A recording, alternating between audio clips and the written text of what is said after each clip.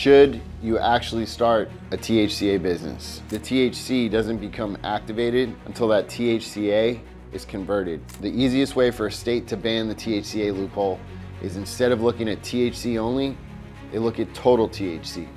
And just that small little change annihilates the entire loophole. Nothing lasts forever in this industry.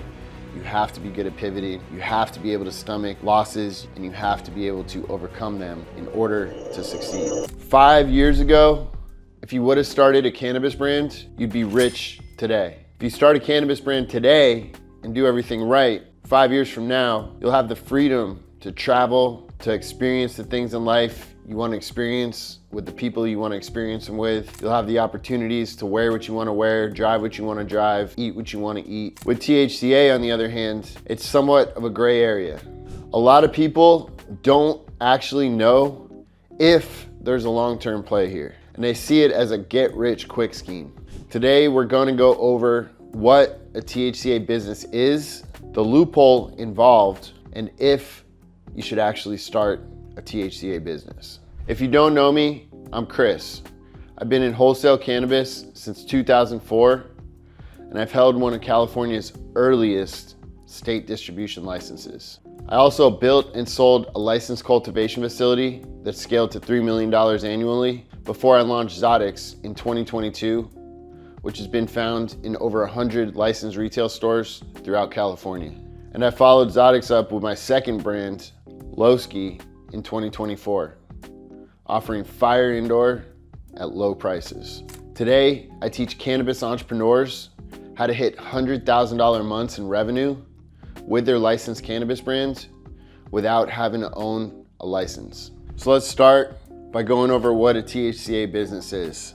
So the THCA business, you have flower tested at 0.3% THC. And what this means is the THC percentage is lower than 0.3%. THCA is a whole different thing. THCA is potential THC, meaning the THC doesn't become activated until that THCA is converted. That A molecule has to be removed in order for it to be THC. And the way to remove that A is by heat. If your total amount of THCA equals 28% and your total amount of THC equals 0.27%. What that total adds up to, you'd think it would add up to 28.27, but what you actually do is you multiply that by 0.0877. So that's a multiplier to calculate for decarboxylation. Out of that 28.27, your total THC is going to come out a little bit below 25%. So what that would mean is you're taking your total THC, which is THCA plus your THC times that decarboxylation multiplier to account for loss. So what's going to happen is when states calculate the loophole based on total THC, it totally negates the loophole, because as you can see, your total THC is going to be 25%.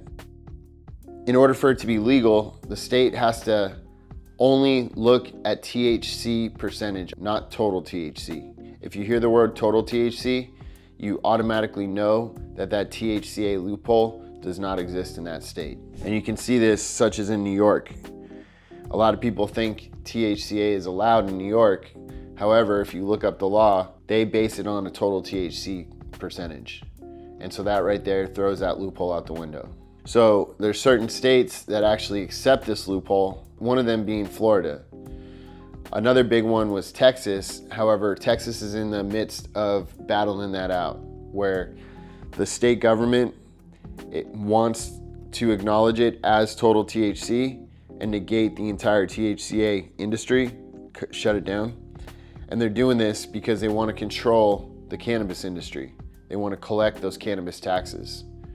And in doing so, they decimate the hemp industry. In Florida, for instance, the opposite is happening.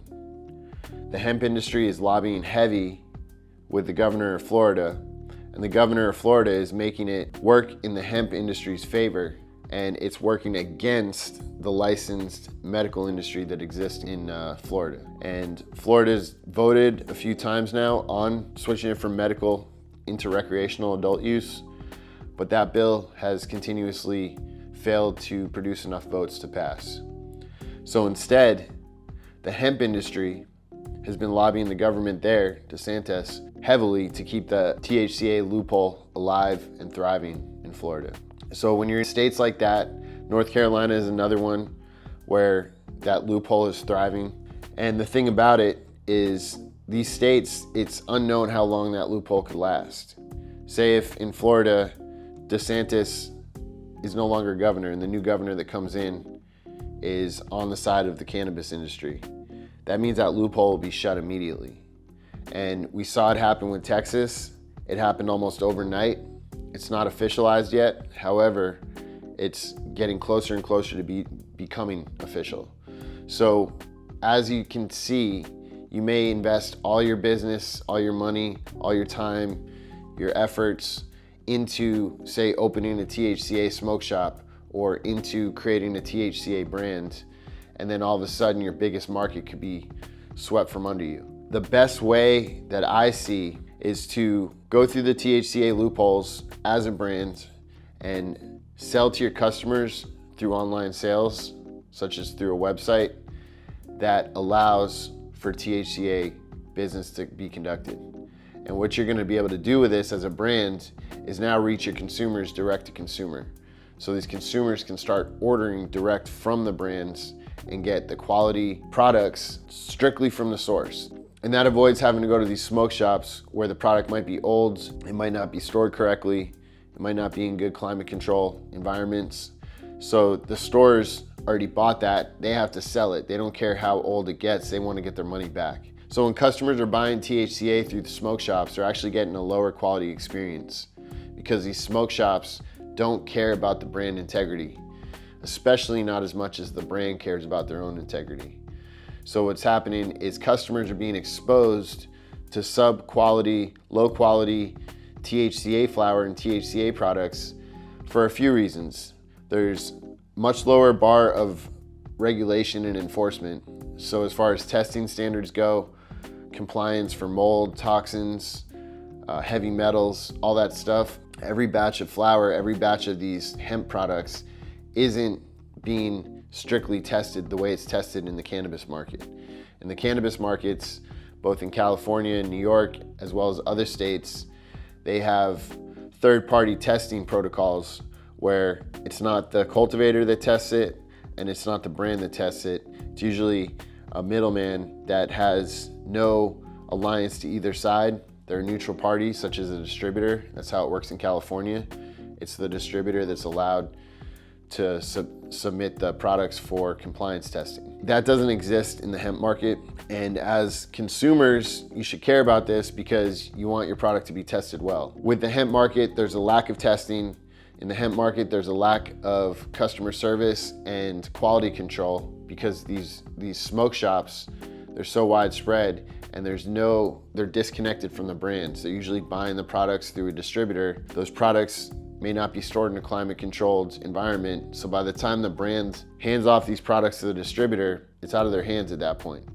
So as a customer, if you find some brands that you really resonate with, that you care about, that you like their products, it's much, much better if you can order it direct from the brand directly off their website.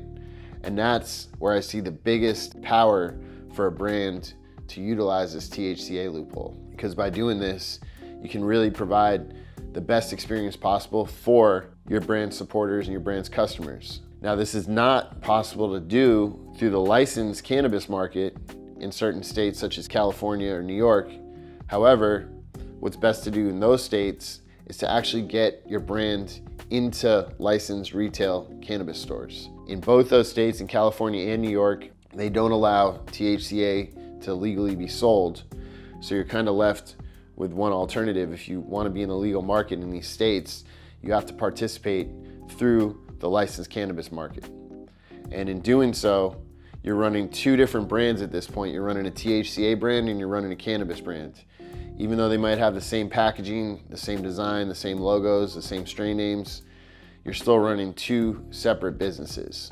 Let me draw an example here. You're gonna have THCA on one side, and you're gonna have cannabis on the other side. And you're gonna have hemp laws under the THCA, you're gonna have cannabis laws to abide by state specific, state by state. And what that's gonna do, each state's gonna be different. You're gonna have to get different packaging, whether that's California, New York.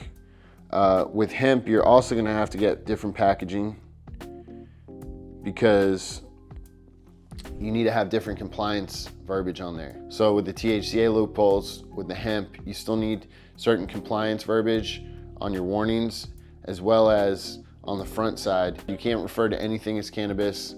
On mine, I make sure to remove any state-specific warnings, such as any California warnings or any New York warnings, because again, the hemp laws are federal, so you can't be state-specific or state-agnostic, so you have to generalize it under the federal guidelines. And so I had my lawyer do a deep dive report on the federal guidelines.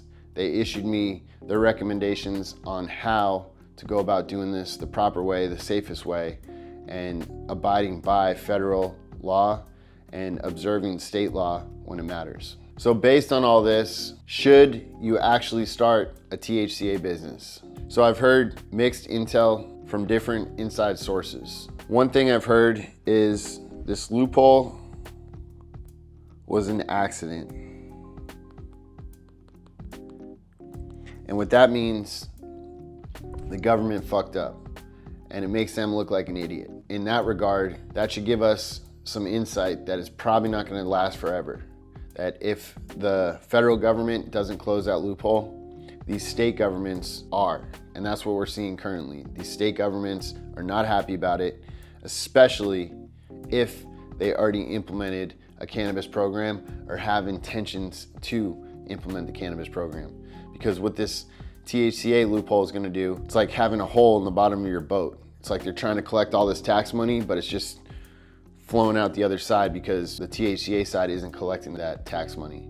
And consumers are realizing I can buy this same weed over here for 30, 40, 50% cheaper because there's no tax on it. So these states and the federal government, ultimately, if it's not the federal government that closes the loophole, it's gonna be the states that do it one by one. In contrast to that, I've also heard from different inside sources that this huge corporation is behind the hemp bill. So if that's truly the case, this company that was named is one of the leading companies in the world that controls the majority of what we do, whether that be from real estate to food to media. This company controls a lot of shit. And apparently, from what I've heard from different inside sources, that this company is actually behind the Farm Bill.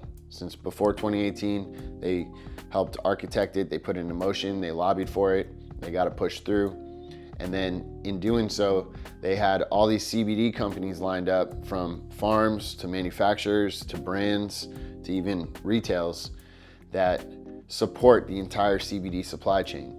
And if you think back to about 2018, between 2018 and 2020, you started seeing all these CBD products popping up in grocery stores, in drugstores, farmers markets, online. So what happened, again, I'm not in these rooms making these deals, but hearing from trusted inside sources, what happened is this whole entire CBD rollout was architected and pushed through by this major world-dominating company. So we have two conflicting sides of the story. Us as brands coming from the cannabis industry, we didn't have a say in either of these laws. We're just literally rolling with the punches. We're navigating as they come about. We're using what we can to our advantage. And as things close or change or go against our advantage, we figure out how to pivot and still make it work in our favor.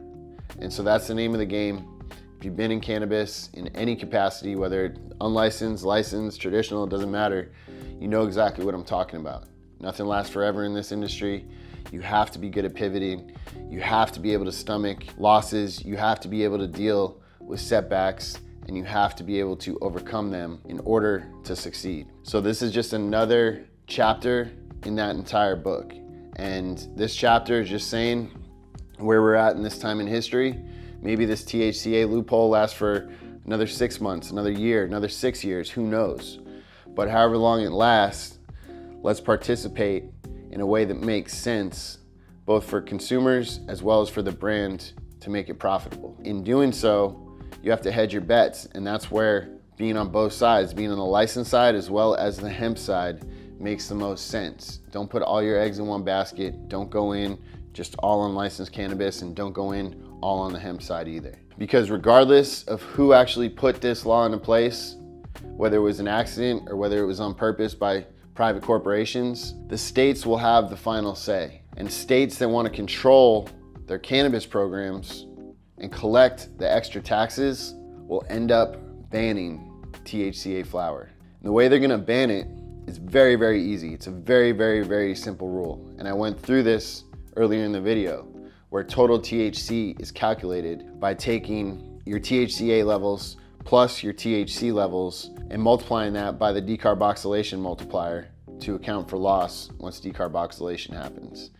And that calculation is gonna skyrocket your THC percentage way above 0.3%. The easiest way for a state to ban the THCA loophole is, instead of looking at THC only, they look at total THC. And just that small little change annihilates the entire loophole. So based on this information at this current time, it makes most sense to hedge your bets. So you want to do a hemp line and you want to do a cannabis line. So for hemp, you're going to focus on states such as Florida, North Carolina. Missouri is still, the loophole is still open in Missouri. However, they don't even know about it. They're most likely going to be cracking down on it because Missouri actually has a licensed cannabis program in effect. From some insiders there that I spoke with who've had some run-ins with their THCA business, they told me that the state and the prosecutors, they have no understanding of the hemp or the THCA loophole. So they're going to start understanding it more. They're most likely going to ban that with a simple shift of what they allocate THC under. And they're going to look at total THC instead, and that's going to just negate the loophole. In the states that allow it now, get it while the getting's good, but don't rely on it. Don't depend on it. In California, they banned it by just saying there's no smokable hemp allowed to be sold. They didn't even care about the total THC. They just said smokable hemp is illegal. There's different ways that these states can ban it, and they can ban it almost overnight. So be careful with that. With the state cannabis programs, they're not going anywhere. If they've already been started in that state, they're going to continue to go. The state has invested a lot of money in it. They have agencies built around it. They have tax revenue that they've already earmarked on ways to spend it. They're coming for that money. They're coming to keep that cannabis program running. And if a hemp program is going to threaten that, they're going to kill it off as quick as possible. So hedge your bets. Focus on certain states for the hemp side. And on the cannabis side, you want to focus on the key states such as California, New York, Michigan, if it makes sense for you. It's not as big of a market, but it's definitely the biggest sales market per capita for licensed cannabis. And then another great state to look at is New Jersey. And obviously they're right next to New York, a good population. They are part of that culture where people really care about good cannabis. And New Jersey has a cannabis program in place. It's already up and operational. They have a pretty decent supply chain built out. It's continuing to expand, and they definitely need to expand more, especially with the cultivation side. Same with New York. They're definitely lacking on indoor cultivations. And we're gonna see that continue to expand in the future here. The one thing that's left unknown that would be a huge win for everybody would be interstate commerce. And that is kind of happening now with the hemp laws. However, it's not true interstate commerce. And for true interstate commerce, I'm talking about where California can grow the weed and then legally export it to licensed states such as New York, Michigan, New Jersey, and any of the others that agree to doing this. When and if that is to take place is very tough to say, because there's the banking issue at play, there's the federal 280E law at play, which I've gone over in other videos. And just these two things alone are so intertwined with society, with our laws, with our government, with our infrastructure, with the banks. All this stuff is so deep and so tied in that it's not a quick fix. It's not something easy that they can just do. So until interstate commerce happens, we're dealing with these fragmented state by state laws ultimately. And it's being convoluted and confused by the federal hemp law. So until that happens, with all this static in the market, us as independent brands, as hustlers, as non-conformists to the laws, we want to take advantage of this uncertainty right now. This is a huge opportunity, especially for brands, and especially if you're a brand that's being sold in California and New York, because you can build that presence. These are like the world stages to cannabis market.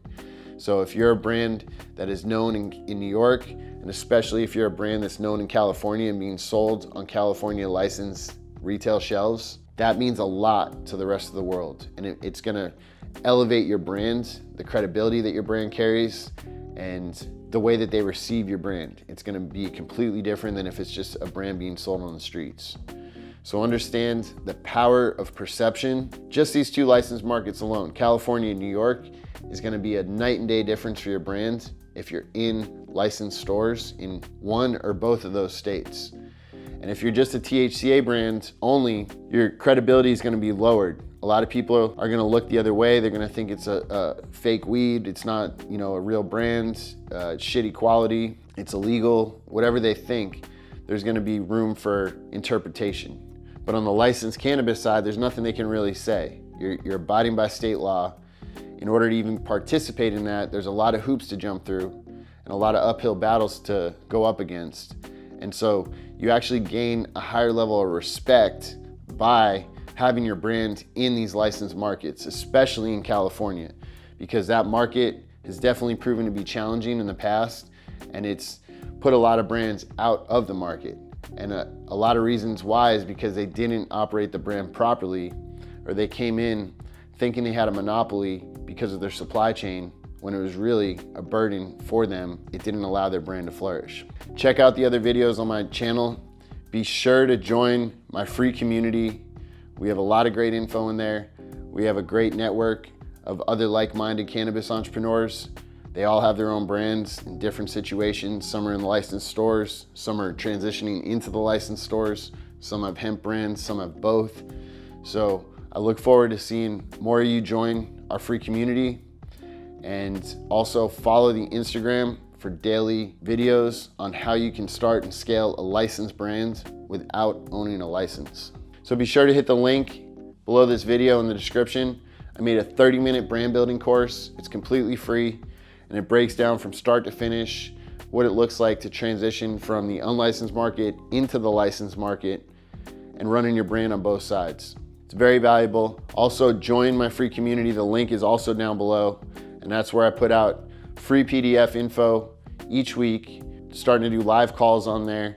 We also have a great community of like-minded entrepreneurs in there that is perfect to network with and utilize some of the knowledge that they've already dealt with, that they've gone through, that you might be starting to experience.